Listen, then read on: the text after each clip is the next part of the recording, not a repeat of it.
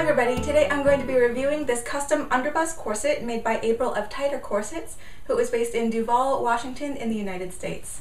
So here's the front, the side, the back,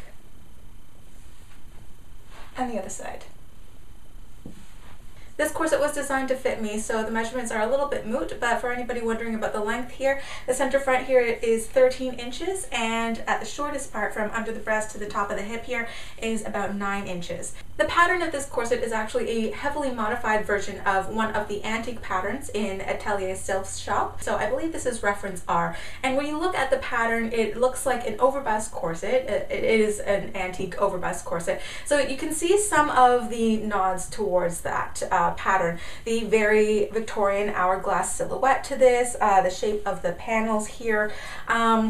However, this was cut down to be an underbust corset with a little bit of a higher back, and obviously I will go into some of the embellishments here that you would not normally see in an antique corset. The silhouette is a little bit more smooth than I'm used to, but it still gives high reductions, which means that instead of my usual wasp waist silhouette where I would have a lot of pressure at the lower ribcage and the waist and then almost no pressure at the hip area, this gives a sort of gradual, almost like a gradient of pressure. Nevertheless, I find this corset quite comfortable. Despite the fact that this was modified to come quite high over the hip, I think that all the small panels here in the center front helps to contribute to controlling this tummy, especially the low tummy here. And I find that I also don't get very much muffin top in the back of this corset either.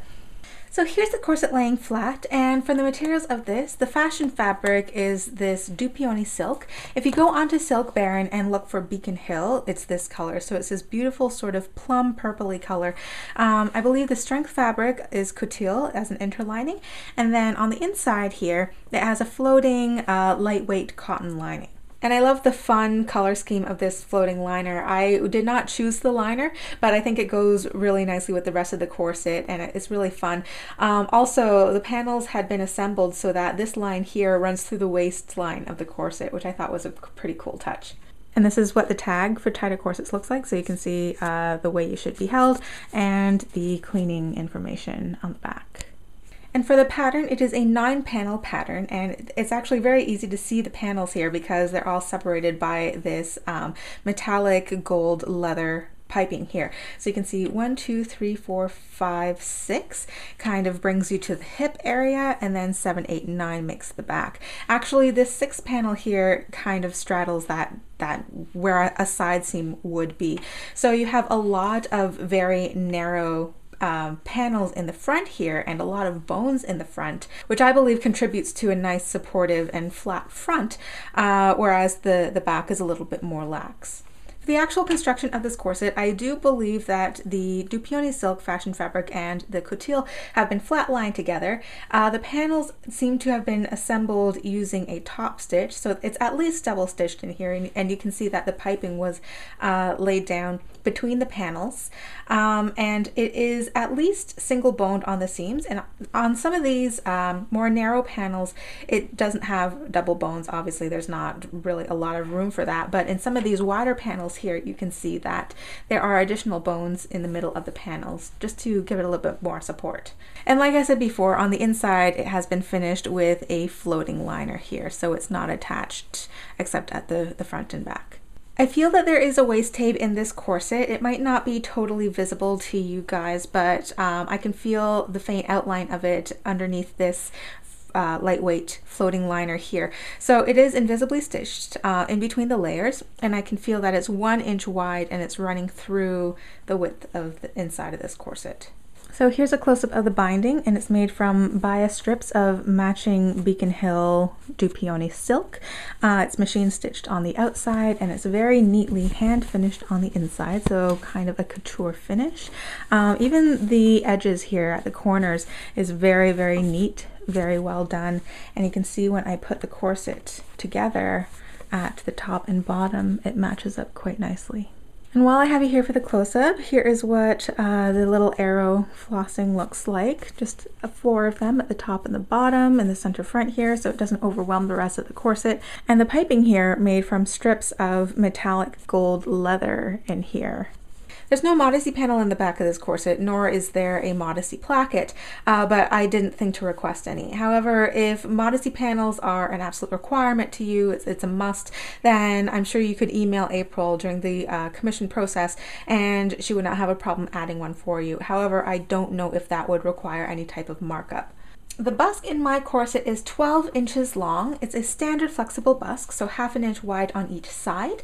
It has 6 loops and pins, equidistantly spaced, and this is actually finished in a sort of antique gold, so it is not your standard silver busk.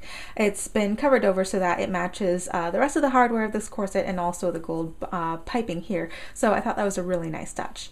There are a total of 28 bones in this corset, 14 on each side, not including the busk, of course. So like I said before, it is at least single boned on the seams, and in some of the panels, the bones are doubled. So they seem to be all flat steel bones, actually, 1/4 inch wide flat steel bones. So 1, 2, 3, 4, 5, 6, 7, 8, 9, 10, 11, 12, 13.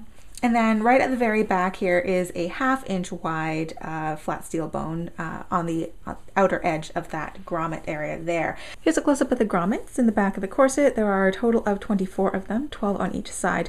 You can see that they are a little bit wider in the hole there, that's why they're size 0, and they have a little bit of a wider flange.